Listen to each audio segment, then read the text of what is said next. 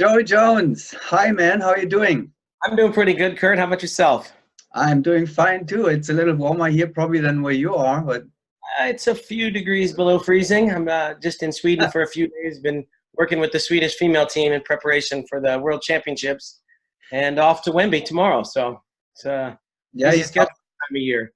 you're toggling around in Europe there. So you are actually you still live in England, near the previous place, and you are in England. You are in Sweden by now, and you're going to Wembley. So Yeah, well, explain all I'm that still, stuff. I'm still living in England. I've lived down by Luton Airport. It's great for traveling, spending a little bit less time at Body Flight. Just got new owners and they've restructured some things. And I've kind of come into an agreement with Wemby. I'm trying to be there. It's only an hour and a half on the train from London, hour and 22 minutes. It's like a Wemby advertisement. But it's great people. And I'm still training in England with the teams training for the Bedford Challenge. Anybody that wants to train there, the tunnel's actually been broken for the last couple of weeks. They had a very unfortunate power surge, but I think they've got that back up and running. But we were supposed to be in England this weekend, but because the tunnel broke, we rescheduled the camp to France. So it's been a busy year, but it's nice now traveling around a little bit more, not so stuck with one wind tunnel. But yeah, All things are right, good. so let's begin in Sweden, where you are right now. So what's going on in Sweden? We have the World Challenge coming up. We have the World Championship coming up. We have national championship, indoor championships going on everywhere. So what's in Sweden? Let's move from Sweden to England to Yeah, France. it's an exciting time of year because normally it's all just build up for this outdoor season. And we've had Swedish nationals. We just had the French nationals. We have British nationals next week, and then we have the World Championship. So it's really makes it all makes for a busy season, but it's good for the coaches and probably the reporters. Keeps us very busy, but it's we've got Sweden nationals were just a while back, and the Swedish girls got second place as expected. I've Echo Chambers been here training as well, getting ready for the Indoor World Championships in April.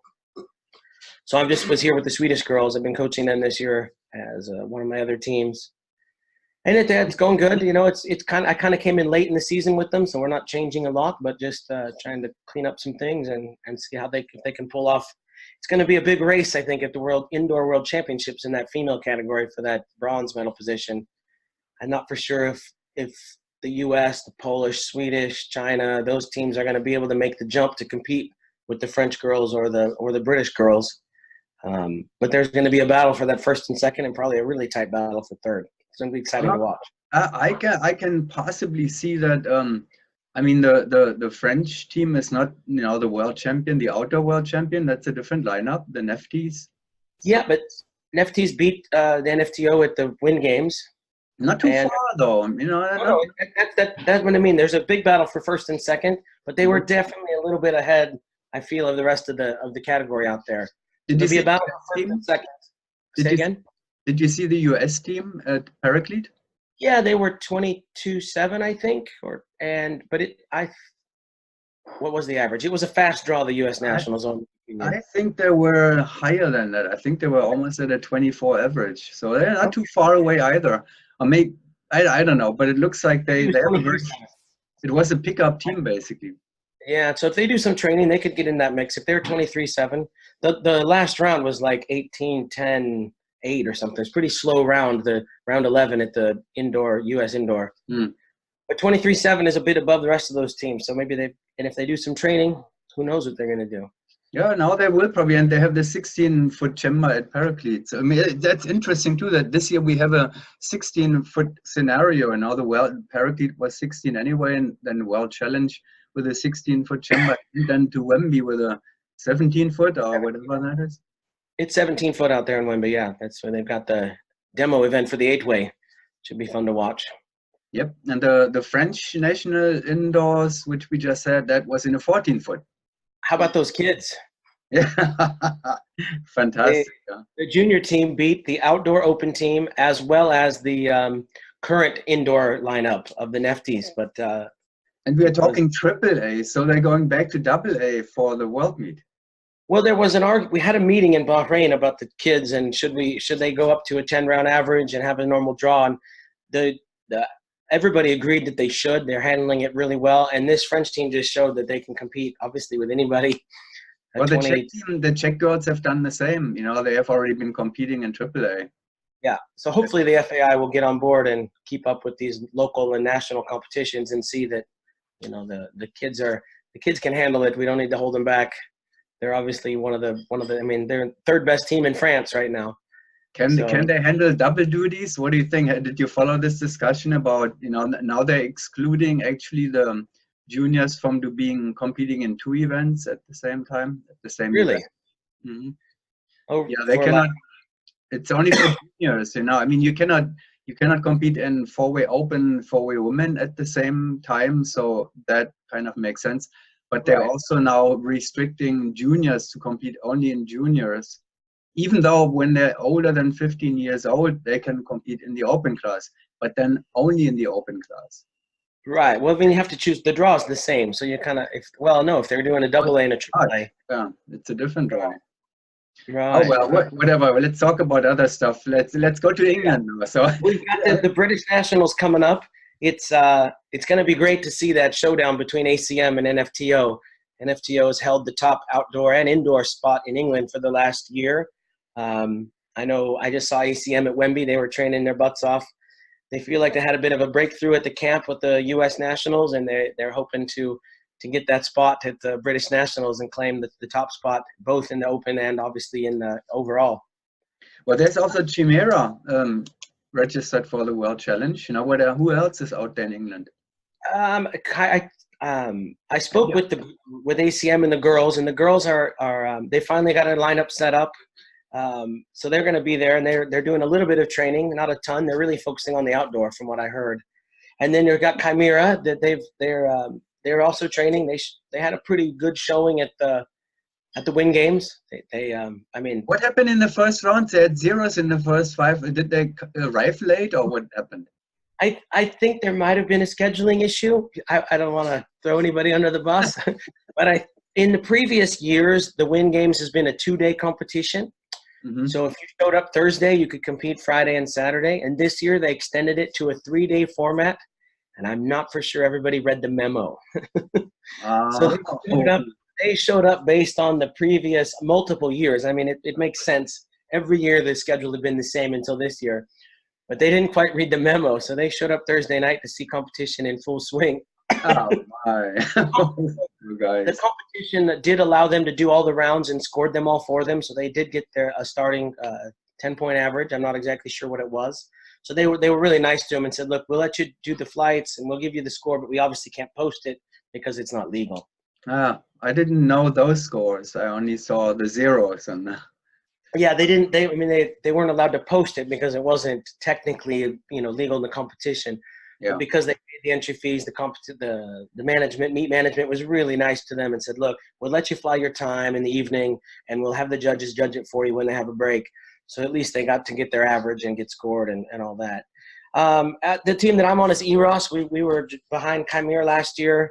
We've missed 2 tunnel camps now because of the tunnel being broken in England, and so we're a little bit behind. But so is everybody else in England that's been training in body flight. I mean, Chimera has definitely got us on the, I would think, on the indoor. But we're going to go out there and have fun, see what we can do. I don't know. I asked Satori if they had any plans, John McIver, and didn't hear back from him. So he's like, we're still trying to figure it out. But they were never much of an indoor team. They kind of just focused on their outdoor training. So well, John was with XL when XL was one of the top teams at the Challenger. Yeah, but recently, in the last few years, they haven't. Yeah, right. In the last few years, they haven't. It's hard to do everything. That's one thing. Especially if you're trying to work in skydiving and make a living, if you're competing on every front, definitely takes some of the time away. So people that are trying to, raise families and do all that sort of stuff. So, yep. I'm not sure if we'll see any form of Satori at the Indoor Nationals. I haven't seen the teams, but it's really going to be that NFTO ACM showdown. Well, Jules was with NFTO. Is she still with them, or what's the Jules? Jules. No, I think it's Anna and Sean and Vanna and Kate, former Formula member. Jules competed with them at the Win Games, right? Jules competed at the Win Games. I mean, it must be nice in England. They have such a pool of talented women. I mean, they should put an 8-way team together. Well, we know there is a four-way women event. Why is there not an eight-way women event anyway? Yeah, I mean, well, they could just enter the. I mean, the 8-way is pretty small right now. We can't make it any smaller. But the Polish female has an all-female 8-way team coming to Wemby.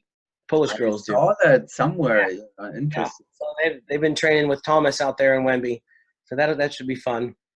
But Thomas they've had the British girls have that huge pool of talent. So I know that some people had some commitments with work, and Anna had some military commitments, I believe. But they can it's so nice for them to be able to just pick up, and put a more or less a pickup team together. But they've settled on their lineup. It's Vanna and Anna and Sean and Kate Lindsay. And that lineup is getting all their sponsorship organized and figuring out which drop zone they're going to train at. And I think they have a pretty big year planned. So outdoor, it seems like it could be their year to make that big push. Yeah. But outdoor, the French girls will be back outdoor. Yeah. So that's kind of, it's difficult to get that. Yeah. I think the French Federation is testing the new Nefty girls to get them some competition experience, while Christine and Sophie do the mixed team, which is also another exciting team. I'm sure you're a big proponent of that, having the mixed team be up there at the top. It's an interesting concept, that they now sent the world champion Wemby girls into 8-way. Yes. How about that? Yeah. They think they have the gold medals in 4-way women in the bag. I mean, it makes complete sense. I can see the logic of it, but. Yeah, I was speaking with Matu, and they're going to do, tops 50 jumps. They're going to just enough to make sure they don't funnel an exit and get everything going. It's a bit risky of a plan. They said they might even not do 50. If they do 20 good jumps, they'll just stop training. I'm like, that's all. But they do have a pretty big head start. I mean, they are pretty. So. Well, and the talent for the 8-way lineup is amazing. I mean, if they put all their resources into 8-way, so they bring back the French 8-way team to the top level without. Interesting. Well, I mean, with the Golden Knights fresh lineup, of course, the Golden Knights, the performance at Paraclete was with that brand new team, and they're going to train. But it definitely seems to be a bit of a wild card year for the 8-way. Like, if you can really get in there and do the hard work, some years that Golden Knights team, even if you did everything right, tough to beat such an experienced squad that's been together so long. But this year with the brand new squad, it could be about the team that wants it the most and works the hardest, and it's kind of exciting to watch the 8-way this year. Yeah, I mean, I think it would be very, very difficult for the Golden Knights to beat the XP8 lineup. I mean, that's at the Nationals. Yeah, I mean, yeah, I think you've got that Russia team, which is going to have a whole nother year under its belt under the tutelage of Craig Girard, and then the French team is going to try to put a fair push as well. So yeah, it will be interesting in 8-way this time. Good, because we won competition, right? Yeah, for sure.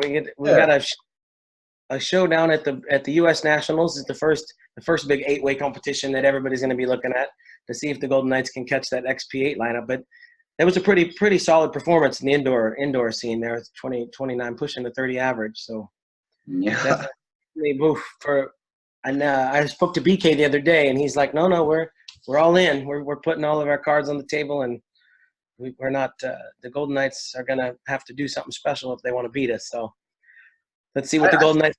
I feel bad for Drew. He's a new captain, and gosh, he is such a nice guy, and he has such an incredibly difficult situation to take over. Yeah, they get handed the reins of in the face of whatever. Yeah, but I mean that's Army way. They can buckle down. They've got the resources and the training, and there's a bunch of guys with a lot of experience. So if anybody can do it, those guys can. Yeah. And I'm sure the Russians and the French will be watching that U.S. Nationals very closely. Yeah, and they also don't underestimate the Qatar Falcons. They've made a good push, and they've got Jeremy in there now as an 8-way specialist. Yeah, and Jeremy back with the garbage. Well, so Joey, I think we have to come to an end here. So we'll see you in Bedford for the World Challenge. The Bedford Challenge, competing with Eros, and we'll try to fight out a medal in the open class there. Yeah. And I'll see you there for sure, and hopefully I see you in Wemby. And then hopefully afterwards at Wemby, yeah, for the big deal. Perfect. See. Thank you very much, Kurt. Well, enjoy your winter in Sweden with snow and Only one more day, then I'm and off to everything. France and then back to England again. So And then I'll you be go in England. further south. Yeah.